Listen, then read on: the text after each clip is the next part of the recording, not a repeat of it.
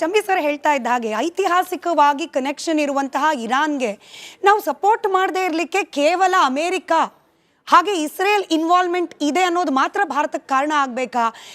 America ಬಂದುಬಿಟ್ಟು ಭಾರತದಿಂದ ಕೇವಲ 370 ಕಿಲೋಮೀಟರ್ ದೂರದಲ್ಲಿ ಇರಾನ್ನ ಯುದ್ಧ ನೌಕೆ, ಅದು ನಮ್ಮ ದೇಶದ ಅತಿಥಿಯಾಗಿ ಬಂದ ಯುದ್ಧ ನೌಕೆಯನ್ನು ಹೊಡೆದಾಕ್ಬಿಟ್ರು ಕೂಡ ಭಾರತ ಮೌನವಾಗಿರುತ್ತೆ. ಇವತ್ತು ಬಾಯಿಗೆ ಬಂದಾಗಿ ಟ್ವೀಟ್ನಲ್ಲಿ ನಾವು ಪರ್ಮಿಷನ್ ಕೊಟ್ಟಿದ್ದೀವಿ ಭಾರತಕ್ಕೆ ಅನ್ನೋ ರೀತಿಯಲ್ಲಿ ಅಮೇರಿಕಾ ಮಾತನಾಡ್ತಿದ್ರು ಕೂಡ ಸುಮ್ಮನೆ ಇರುತ್ತೆ. ಕೇವಲ ನಾವು ಇಸ್ರೇಲ್ ಹಾಗೆ ಅಮೇರಿಕಕ್ಕೆ ಬೆಂಬಲವಾಗಿ ನಿಂತಿದ್ದೀವಿ ಅಂತ ತೋರಿಸ್ಕೊಳ್ಳಿಕ್ಕೆ ಭಾರತ ತನ್ನ ಸ್ವಂತಿಕೆಯನ್ನು ಅಸ್ತಿತ್ವವನ್ನು ಕಾಂಪ್ರಮೈಸ್ ಮಾಡ್ಕೊಂಡಿದೆ ಅನ್ನೋ ಹಂತಕ್ಕೆ ಹೋದ್ರು ಮೌನ ಬೇಕಾ ಅಂತ ಹೇಳಿ ಸಾಕಷ್ಟು ಪ್ರಶ್ನೆಗಳನ್ನ ಕಾಂಟ್ರವರ್ಸಿಸ್ನ ನೀವು ಒಂದೇ ಪ್ರಶ್ನೆನಲ್ಲಿ ಕೇಳಿದ್ದೀರಿ. ಒಂದೊಂದಾಗಿ ಉತ್ತರ ಕೊಡೋಣ. ಈಗ ಫಸ್ಟ್ ಮೊದಲನೇದಾಗಿ ನೀವು ಕೇಳಿದ್ದಂಥದ್ದೇನು, ಅಮೆರಿಕಾದವ್ರು ಹೇಳಿದ್ದಾರೆ ಭಾರತಕ್ಕೆ ನಾವು ಪರ್ಮಿಷನ್ ಕೊಟ್ಟಿದ್ದೀವಿ ಅಂತ ನೀವು ಹೇಳಿದ್ರಿ. Actual wordings of the tweet ನಾವು ನೋಡಬೇಕು. ಮೊದಲನೇದು, ನಾನು ಅಂದರೆ ಕಾನೂನು ವಿದ್ಯಾರ್ಥಿನೂ ಹೌದು, ಅಡ್ವೊಕೇಟು ಹೌದು. ಈಗ ಒಂದು ಟ್ರೀಟಿ ಅದು ಫೈನಲೈಸ್ ಆಗ್ತಾ ಇದೆ ಭಾರತಕ್ಕೆ ಮತ್ತೆ US-ಗೆ, ಹಾಗೆ ಭಾರತಕ್ಕೆ ಮತ್ತೆ ಯುರೋಪಿಯನ್ ಯೂನಿಯನ್ಗೂ ಫೈನಲೈಸ್ ಆಗ್ತಾ ಇದೆ. ಈ ಎಲ್ಲ ಟ್ರೀಟಿಗಳಲ್ಲಿ ಒಂದೊಂದು ಪಾರ್ಟಿಯ ಜವಾಬ್ದಾರಿ ಏನು, ಅದಕ್ಕೆ ಬಾಧ್ಯತೆ ಏನು, ಅದರ ಹಕ್ಕುಗಳೇನು, ಯಾವುದೇ ಕಾಂಟ್ರಾಕ್ಟ್ ತಗೊಳ್ಳಿ ನೀವು, ಹಾಗೆ ನಾವು ನೋಡಬೇಕಾಗತ್ತೆ. ಈಗ ಟ್ರೀಟಿನಲ್ಲಿ ಒಂದು ಹೇಳ್ತಾರೆ ಅಂತ ತಿಳ್ಕೊಳ್ಳೋಣ. ಇವಾಗ ಒಂದು business treaty, these are all economic treaties, ಆಯ್ತಾ? ಈಗ ಅವ್ರು ಹೇಳ್ತಾರೆ ನನ್ನ ಕಾಂಪಿಟೇಟರಿಂದ ನೀವು ಏನಾದರೂ ವಸ್ತು ತಗೊಳ್ಳೋದಾದ್ರೆ ಆವಾಗ ನಾವು ಇದಕ್ಕೆ ಒಪ್ಪಲ್ಲ, ಅಥವಾ ನಮ್ಮ ಕಾಂಪಿಟೇಟರ್ನಿಂದ ನೀವು ತಗೊಂಡ್ರೆ ನಾವು ಇಷ್ಟ ಅದರ ಮೇಲೆ ನಿಮಗೆ ಇದನ್ನು ಹಾಕ್ತೀವಿ, ಅಥವಾ ಅದರ್ ಕಂಡೀಷನ್ಸ್ ವಿಲ್ ಅಪ್ಲೈ ಅಂತ ಹೇಳ್ತಾರೆ ಅಂತ ತಿಳ್ಕೊಳ್ಳೋಣ. This is very natural in any treaty or contract between business entities. ಇಲ್ಲೆಲ್ಲ ಟ್ರೀಟಿ ಆಗ್ತಾ ಇರೋವಂಥದ್ದು ಫಾರ್ ಬಿಸ್ನೆಸ್ ಪರ್ಪಸಸ್. ಇದು ಮೊದಲನೇದು ನಾವು ಅರ್ಥ ಮಾಡ್ಕೊಳ್ಬೇಕು. ಅಂದರೆ ದೀಸ್ ಆರ್ ನಾಟ್ ಲೈಕ್ ಏನೋ ಇಂಟರ್ನ್ಯಾಷನಲ್ ಶಾಂತಿ ಒಪ್ಪಂದನೋ ಅಥವಾ ಮಾರಲ್ಲು ಐಡಿಯಾಲಜಿ ಇದ್ರ ಮೇಲಾಗಿರುವಂಥ ಒಪ್ಪಂದಗಳಲ್ಲ. UN ಚಾರ್ಟರ್ ಥರನೋ ಅಥವಾ ಹ್ಯೂಮನ್ ರೈಟ್ಸ್ ಕನ್ವೆನ್ಷನ್ ಥರನೋ ಆ ಥರದ್ದಲ್ಲ. ಇದೆಲ್ಲ ಬಿಸ್ನೆಸ್ ಒಪ್ಪಂದಗಳು ಅಂತ ನಾವು ಮೊದಲು ಸ್ಪಷ್ಟ ಇಟ್ಕೊಳ್ಬೇಕು. ಬಿಸ್ನೆಸ್ ಒಪ್ಪಂದಗಳಲ್ಲಿ ಲಾಭ ನಷ್ಟ ಮುಖ್ಯನೇ ಹೊರತು ಐಡಿಯಾಲಜಿ ಮುಖ್ಯ ಅಲ್ಲ. ಇದು ಮೊದಲನೇದು ಇಟ್ಕೊಳ್ಬೇಕು. ಆಮೇಲೆ ಅವ್ರು ಹೇಳಿರೋದೇನು, ವೇವರ್ ಅಂತ ಹೇಳಿದ್ದಾರೆ. Waiver is different from permission in legal language. We are treating it as a treaty, a business treaty. ಅಂದ್ರೆ ವೇವರ್ಗೂ ಪರ್ಮಿಷನ್ಗೂ ಬಹಳ ದೊಡ್ಡ ಡಿಫರೆನ್ಸ್ ಇದೆ. ಅಲೋ ಅಂತಿದೆಯಲ್ಲ ಸರ್, ಈ ಅಲೋ ಅನ್ನೋ ಪದಾನೇ ಈಗ ಸಾಕಷ್ಟು ಚರ್ಚೆಗೆ ಇಲ್ಲ. ನಾನು ಆಕ್ಚುअल ಟ್ವೀಟ್ ಅದನ್ನ ಹೇಳ್ತೀನಿ. ಇದೆ ಟ್ವೀಟ್ ನಲ್ಲಿ ಇದೆ. The second part of the tweet, if I'm correct, 30 days waiver to allow Indian refiners to purchase Russian oil ಅಂತ ಹೇಳಿ ಟ್ರೆಜರಿ ಸೆಕ್ರೆಟರಿ ಅನ್ನೋ ಒಂದು ಟ್ವೀಟ್ ಇಂದ, ಟ್ವಿಟರ್ ಖಾತೆಯಿಂದ ಬಂದಿರತಕ್ಕಂತ tweet. Waiver to allow Indian refinery. Waiver to allow ಅಂತ ಅಂದ್ರೆ ಏನು? ನಾವು ಟ್ರೀಟಿ ಮಾಡ್ಕೊಂಡಾಗ ನಾವು ಒಂದಿಷ್ಟು ಕಂಡೀಷನ್ಸ್ ಹಾಕಿರ್ತೀವಿ, ಇಂತಿಂತದ ನೀವು ಮಾಡಬಾರ್ದು, ನೀವು ಮಾಡಿದ್ರೆ ನಾವು ಬೇರೆ ಕಂಡೀಷನ್ಸ್ ಹಾಕ್ತೀವಿ ಅಂತ ಇರುತ್ತೆ ಅಂತ ತಿಳ್ಕೊಳ್ಳೋಣ. ಓಕೆ, ಆವಾಗ ನಾವು ವೇವ್ ಮಾಡ್ತೀವಿ. V wave it, V wave that condition ಅಂತ ಅಂತೆ. ತಾತ್ಕಾಲಿಕವಾಗಿ ನಾವು ವೇವ್ ಮಾಡ್ತೀವಿ ಅಂತ ಅಂದ್ರೆ ಏನು, ಆ ಕಂಡೀಷನ್ಸ್ನ ಇಷ್ಟು ದಿವಸದ ತನಕ ಸಸ್ಪೆನ್ಷನ್ ಅಲ್ಲಿ ಇಡ್ತೀವಿ ಅಂತ. ಪರ್ಮಿಷನ್ ಕೊಡ್ತಾ ಇದ್ದೀವಿ, ನೀವು ಬೇಕಾದ್ರೆ ಮಾಡ್ಕೊಳ್ಳಿ ಅಂದ್ರೆ ನನ್ನ ಪರ್ಮಿಷನ್ ಮೇಲೆ ನೀವು ಇದೀರಿ ಅಂತಲ್ಲ.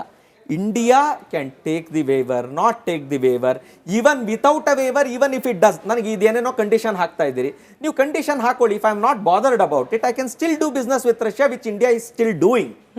ಇವತ್ತಿನವರೆಗೂ ರಷ್ಯನ್ ಆಯಿಲ್ನ ಒನ್ ಆಫ್ ದಿ ಹೈಯೆಸ್ಟ್ ನಮಗೆ ಸಪ್ಲೈಸ್ ಬರ್ತಾ ಇರೋದು ರಷ್ಯನ್ ಆಯಿಲೇ. ಅಮೇರಿಕಾದವ್ರು ಏನೇ ಕಂಡೀಷನ್ಸು ಅಥವಾ ನಮ್ಗೆ ಹೀಗೆ ಬೇಕು ಹಾಗೆ ಬೇಕು ಅಂತ ಅವ್ರ ಅಪೇಕ್ಷೆಗಳನ್ನು ಹೇಳ್ತಾ ಇದ್ರು, India is still importing 1.1 million barrels. ಸರಿ, ಆಯ್ತಾ? ಆದ್ರಿಂದ ಇದು ಪರ್ಮಿಷನ್ ಅಂತ ನನಗನ್ಸೋ ಪ್ರಕಾರ ಅದು ಪರ್ಮಿಷನ್ ಅಲ್ಲ. ಅನ್ಸೋದೇನು, it is not the wordings of the tweet also. So there is no question of permission.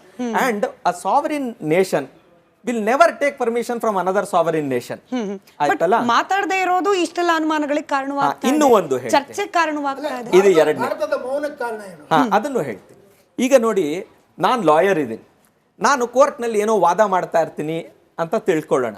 ಎಷ್ಟೋ ಸಲಿ ನಮ್ಮ ಸೀನಿಯರ್ಸು ನಮ್ಗೆ ಹೇಳ್ಕೊಟ್ಟಿದ್ದೆ ನಾವು ಚಿಕ್ಕವರಿದ್ದಾಗ, ನೋಡಪ್ಪ ಎಷ್ಟು ಮಾತಾಡ್ಬೇಕಲ್ಲ, ಏನು ಮಾತಾಡಬಾರ್ದು ಅನ್ನೋದ್ರ ಬಗ್ಗೆ ಮೌನ ಎಲ್ಲಿರ್ಬೇಕು ಅನ್ನೋದು ಗೊತ್ತಿರಬೇಕು ಅಂತ. ಅಂದ್ರೆ ಒಂದು ಹೇಳಿದ್ರೆ ಹೆಚ್ಚಾಗತ್ತೆ, ಒಂದು ಹೇಳಿದ್ರೆ ಕಮ್ಮಿ ಆಗತ್ತೆ, ಇದ್ರ ಬಗ್ಗೆ ಗಮನ ಇರಬೇಕು.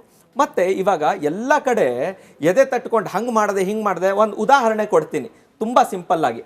ಅಜರ್ಬೈಜಾನಿನ ಮುಖ್ಯಸ್ಥರು ಪ್ರೆಸಿಡೆಂಟ್ ಅಂತ ಇಟ್ಕೊಂಡು ಅವರು ಖಮೇನಿ ತೀರ್ಕೊಂಡಾಗ ಫಸ್ಟ್ ಹೋಗಿ ನಮ್ಮ ಸಹೋದರರು ಇವರನ್ನ ಕೊಲೆ ಮಾಡಿದ್ರು ಅಮೆರಿಕಾದವರು, ನಾನು ಹೋಗಿ ಅದಕ್ಕೆ ಇದನ್ನ ಮಾಡ್ತೀನಿ, ಪ್ರತಿಭಟನೆ ಮಾಡ್ತೀನಿ ಅಂತೆಲ್ಲ ಹೇಳಿ ಕಂಡೋಲೆನ್ಸ್ ಎಲ್ಲ ಬರೋದು. ಮಾರನೇ ದಿವಸ ಅಜರ್ಬೈಜಾನ್ ಮೇಲೆ ಮಿಸೈಲ್ ಅಟ್ಯಾಕ್ ಆಯ್ತು ಇರಾನ್ನಿಂದ. ಸರಿ, ಎದೆ ತಟ್ಕೊಂಡಿದ್ದೇನು, ಅವಮಾನ ಆಗಿದ್ದೇನು ಅಲ್ವಾ? ಅದಕ್ಕೆ ಇಂಟರ್ನ್ಯಾಷನಲ್ ಸೀಸನ್ಡ್ ಲೀಡರ್ಸ್ ಮಾತನ್ನ ಹರಿ ಬಿಡಬಾರ್ದು. ಕ್ಷಮೆ ಇರ್ಲಿ ಸರ್, ಹಿಂಗಂದಾಗ ಏನ್ ಅನುಮಾನ ಬಂದ್ಬಿಡುತ್ತೆ ಅಂದ್ರೆ, ಇವಾಗ ಅಮೆರಿಕಾದ ಈ ಟ್ವೀಟ್ ಅನ್ನ ಭಾರತ ಖಂಡಿಸಿದ್ರೆ ಅಥವಾ ಈ ರೀತಿ ಆಗ್ತಾ ಇರುವ ಅಟ್ಯಾಕ್ ಅನ್ನ ಭಾರತ ಖಂಡಿಸಿ ಶಾಂತಿ ಮಾತಾಡಿದ್ರೆ ನಮ್ಮ ಮೇಲೆಲ್ಲ ಅಟ್ಯಾಕ್ ಆಗ್ಬಿಡುತ್ತೋ ಅನ್ನೋ ಭಯದಿಂದ ಭಾರತ ಮೌನವಾಗಿದ್ಯಾ ಅಂತ ಹೇಳಿ ಅನುಮಾನ ಬರ್ಬೋದು. ಇಲ್ಲ, ಇದು ತುಂಬಾನೇ ಇದು ಅಂತ ಅನ್ಸುತ್ತೆ. ಎರಡು ವಿಷಯ. ಒಂದು ಅಂತಂದ್ರೆ ಈ ಕಾನ್ಫ್ಲಿಕ್ಟಿಗೂ ಭಾರತಕ್ಕೂ ಯಾವ ಸಂಬಂಧನೂ ಇಲ್ಲ. ನಾವೇನೋ ಹೇಳಿದ್ರೆ ಅವ್ರು ಇನ್ಯಾರ ಮೇಲೆ ಅಟ್ಯಾಕ್ ಮಾಡ್ಬಿಡ್ತಾರೆ ಅಂತ ಅದು ಆಗೋದಿಲ್ಲ. ಮತ್ ಭಾರತದ ಒಂದು ಏನು ಸ್ಟೇಚರ್ ಜಗತ್ನಲ್ಲಿ ಇದೆಯಲ್ಲ, ಅದಕ್ಕೂ ಅವ್ರು ಏನೋ ಬಂದು ಅಟ್ಯಾಕ್ ಮಾಡ್ಬಿಡ್ತಾರೆ ಅನ್ನೋದು ಅದು ತೀರಾ ಹಾಸ್ಯಾಸ್ಪದ ಅಂತ ನನಗೆ ಅನ್ಸುತ್ತೆ. ಮೊದಲನೇದು. ಎರಡನೇದು, ಇಲ್ಲಿ ನಾ ಆಗ್ಲೇ ಹೇಳ್ದಂಗೆ ಈ ಟ್ವೀಟ್ ನಲ್ಲಿ ಯಾವ್ದು ಪರ್ಮಿಷನ್ ನಾವು ಇವು ಅನ್ನೋದು ಏನೂ ಇಲ್ಲ. ಇದಕ್ಕೆ ಯಾಕೆ ರೆಸ್ಪಾನ್ಸ್ ಮಾಡ್ಬೇಕು? ನಮ್ ಕಂಡೀಷನ್ ವೇವ್ ಮಾಡ್ತೀವಿ ಅಂತ ಅವ್ರು ಹೇಳ್ತಾ ಇದ್ದಾರೆ. We are fully entitled to take the waiver, not take the waiver, ಏನಾದ್ರೂ ಮಾಡಬಹುದು. ಅದನ್ನ ನಾವು we can decide on it and it will be decided. ಅದನ್ನ ಏನೋ ಶಂಖದಲ್ಲಿ ಊದಿ ಹೇಳಬೇಕು ಅನ್ನೋದು ಏನು ಅವಶ್ಯಕತೆ ಇಲ್ಲ ಅಂತ ನನ್ನ ಅಭಿಪ್ರಾಯ. ಇನ್ನೂ ಒಂದು ವಿಚಾರ ಇದೆ. ಏನು ಅಂತಂದ್ರೆ, ಈಗ ಹೇಳಿದ್ರಿ ಸಿವಿಲೈಸೇಷನಲ್ ಕನೆಕ್ಟ್ ಇದೆ ಇರಾನ್ಗೂ ಭಾರತಕ್ಕೂ ಅಂತ. ಈಗ ನೋಡಿ, ಸಿವಿಲೈಸೇಷನಲ್ ಕನೆಕ್ಟ್ ಯಾವಾಗಿರುತ್ತೆ? ಆ ಕಲ್ಚರು ನಮ್ಮ ಕಲ್ಚರು ಒಂದೇ ರೀತಿ ಆಗಿದ್ದಿದ್ರೆ ಆ ಕನೆಕ್ಟ್ ಉಳಿದಿರುತ್ತೆ. ಇವತ್ತಿನ ಇರಾನಿಗೂ ಭಾರತಕ್ಕೂ ಯಾವುದೇ ರೀತಿಯಾದಂತಹ ಸಿವಿಲೈಸೇಷನಲ್ ಕನೆಕ್ಟ್ ಇಲ್ಲ. ಅಲ್ಲಿರುವಂಥ ಮತ ಅನುಯಾಯಿಗಳು ಇಲ್ಲೂ ಬೇಕಾದಷ್ಟು ಜನ ಇದ್ದಾರೆ ಅನ್ನೋದು ಬಿಟ್ರೆ ಸಿವಿಲೈಸೇಷನಲ್ ಕನೆಕ್ಟ್ ಸಾವಿರ ವರ್ಷದ್ದು ಇವತ್ತು ಇಲ್ಲ. ಇದನ್ನ ನಾವು ಸ್ಪಷ್ಟವಾಗಿ ಒಪ್ಕೋಬೇಕು. ಸೋಷಿಯಲ್ ಮೀಡಿಯಾ ತುಂಬೆಲ್ಲ ಹಂಗೆ ಚರ್ಚೆ ಆಗ್ತಾ ಇದೆ ಸರ್. ಅಂದ್ರೆ ಯಾರೆಲ್ಲ ಮೋದಿ ಅವರ ನಿರ್ಧಾರವನ್ನು ವಿರೋಧಿಸ್ತಿದ್ದಾರೆ ಅವ್ರು ಹೇಳ್ತಿರೋದೇ ಇದು, ನಮ್ಗೆ ಬಹಳ ವರ್ಷಗಳ ಸಂಬಂಧ ಇದ್ರೂ ಕೂಡ ಇರಾನ್ನ ವಿರುದ್ಧವಾಗಿ ನಿಂತಿರೋದು ಮೋದಿ ಮಾಡ್ತಾ ಇರುವ ಅತ್ಯಂತ ಕೆಟ್ಟ ತಪ್ಪು ಅನ್ನೋ ರೀತಿಯಲ್ಲ. ನಾ ಒಂದೆರಡು ಉದಾಹರಣೆ ಹೇಳ್ತೀನಿ. ಪಾಕಿಸ್ತಾನದ ಜೊತೆ 1965 ನಲ್ಲಿ ಯುದ್ಧ ಆದಾಗ, 1971 ನಲ್ಲಿ ಯುದ್ಧ ಆದಾಗ ಇರಾನು ಪಾಕಿಸ್ತಾನಕ್ಕೆ ಸಪೋರ್ಟ್ ಮಾಡ್ತು ಐಡಿಯಾಲಜಿಕಲಿ. ಬರೀ ಆರ್ಟಿಕಲ್ 370 ಅಲ್ಲ, ಆರ್ಟಿಕಲ್ 370 ತೆಗೆದಾಗ್ಲೂ ಇರಾನ್ ನಮ್ಮ ವಿರುದ್ಧವೇ ಇತ್ತು. ಸೊ ಐಡಿಯಾಲಜಿ, ಈಗ ಕಾಮರ್ಸ್ ಬೇಕಾದಷ್ಟು ನಡೆಯುತ್ತೆ. ಚಾಬಹಾರ್ ಪೋರ್ಟ್ ನಲ್ಲಿ ಆಯಿಲ್ ಇದಕ್ಕೆ ಇದನ್ನೆಲ್ಲ ಆ ಥರದ ಟ್ರೇಡ್ಗಳು ನಡೀತಾ ಇರುತ್ತೆ. ಆದ್ರೆ ಐಡಿಯಾಲಜಿಕಲ್ ವಿಷಯ ಬಂದಾಗ ಇರಾನ್ ಯಾವತ್ತು ಭಾರತದ ವಿರುದ್ಧನೇ ಇತ್ತು ಅನ್ನೋದು ಮಾತ್ರ ಸ್ಪಷ್ಟ. ಯಾಕೆಂದ್ರೆ ಕ್ರೈಸಿಸ್ ಬಂದಾಗ ಯಾರ ಕಡೆ ನಿಂತರು ಅಂತ ನೋಡೋಣ. ಕ್ರೈಸಿಸ್ ಬಂದಾಗ ಇರಾನ್ ಪಾಕಿಸ್ತಾನದ ಕಡೆಗೆ ನಿಂತಿದೆ. ಸರಿ ಸರಿ, ಎಲ್ಲಿ ಹೋಯ್ತಾ ಸಿವಿಲೈಸೇಷನಲ್ ಕನೆಕ್ಟ್? ಮತ್ತೆ ರೆಸಿಪ್ರಾಸಿಟಿ ಇರಬೇಕು. ಸಿವಿಲೈಸೇಷನಲ್ ಕನೆಕ್ಟ್ ಇರಬೇಕು ಅಂತಂದ್ರೆ ಇಂಟರ್ನ್ಯಾಷನಲ್ ರಿಲೇಷನ್ಸ್ ನಲ್ಲಿ ರೆಸಿಪ್ರಾಸಿಟಿ ಅನ್ನೋದೊಂದು ಇರುತ್ತೆ. ಅಂದ್ರೆ ಒಬ್ರು ಹಿಂಗ್ ಮಾಡಿದ್ರೆ ಅದಕ್ಕೆ ಹೆಂಗೆ ರೆಸಿಪ್ರೋಕಲ್ ಬಿಹೇವಿಯರ್ ಬರುತ್ತೆ ಅಂತ, ಆ ತರ ಬಿಹೇವಿಯರ್ ಮಾಡಿದಾಗ ಇಲ್ಲಿಂದ ಹೇಗೆ ಹೋಗುತ್ತೆ? ಕರೆಕ್ಟ್. ಉಮರ್ ಶರೀಫ್ ಅವರೇ, ಅಲ್ಲಿ